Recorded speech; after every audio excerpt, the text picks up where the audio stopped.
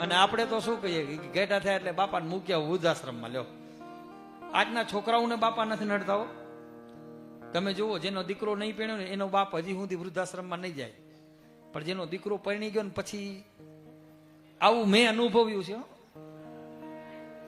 જ્યાં સુધી દીકરો કુંવારો હોય ત્યાં સુધી બાપા માં બધા ભેગા હોય, પણ જેવા દીકરાના લગ્ન થઈ જાય, થોડોક સમય જાય એટલે તરત શું કરવું લ્યો, બાપાને મૂક્યા વૃદ્ધાશ્રમમાં નકાઈ કે મને છૂટું દો.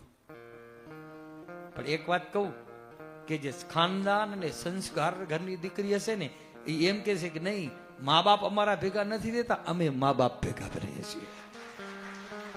સંસ્કાર જેનામાં છે, જે પોતાના પિયરથી સાસરે ગઈ એની અંદર દાયજાની અંદર માત્ર ને માત્ર પોતાના મા બાપના સંસ્કાર લીધા છે, એના સસરા એની સાસુ ક્યારે વૃદ્ધાશ્રમમાં ન જાય, એના સાસુ ને સસરા તો કાયમ કુંભ નાવા જાય. એ બા જ થતું હોય ઘરમાં. બા કેમ છો? બા તમે નાસ્તો કરી લો, બા તમે ચા પી લો. ક્યારેક આપણને એમ થાય કે વાહ વાહ, બા જયારે લગ્ન પેલા ને ત્યારે હાવા હાટીકડી જેવા, જેવી વહુ ઘરમાં સંસ્કારી આવે એટલે બા રોલા જેવા થઈ જાય. ચશ્મા એવું, બાના નંબર ઉતરાવી નાખો, બાને લઈ લો, ચાલો નંબર ઉતરાવી નાખો, લઈ જાઓ રાજકોટ. વાહ.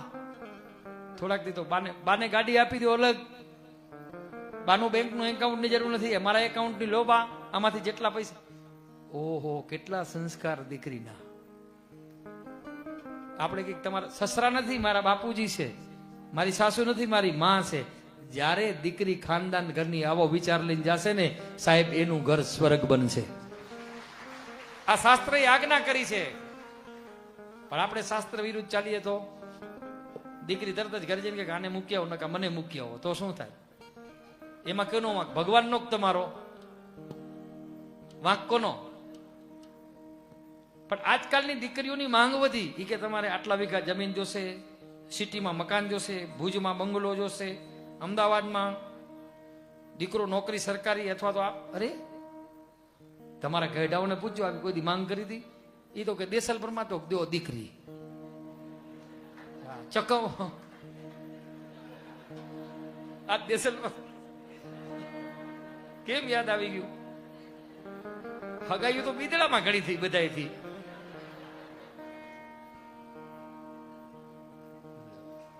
ગંગાપરમાં તો દો દીકરી. કોઈ દી આપણા ગેઢાઓ કોઈ દી પૂછા નથી કરી, બોલો કે તમારે કેટલી જમીન છે, શું છે?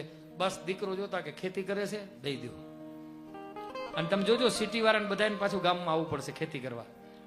કોરોનામાં બધા ગામડામાં જેમ મકાન સાફસૂફ કરીએ છીએ ને બાપા ભાઈ, કરો હવે બાવા જારા ખેરો. બોલો, માંગ તો જુઓ. પણ એક વસ્તુ ચોક્કસ કહું કે તમારા ભાગ્યમાં હશે ને એ કોઈના બાપની તાકાત નથી કે જતું રહે. અને કદાચ ઘણું બધું હશે ને તમારા ભાગ્યમાં નહીં હોય ને તો કોઈના બાપની તાકાત નથી કે તમે એ ભોગવી શકો. ભાગ્ય હશે તે ભોગવે છૂટકો, ભાગ્યમાં જે હશે એ મળશે.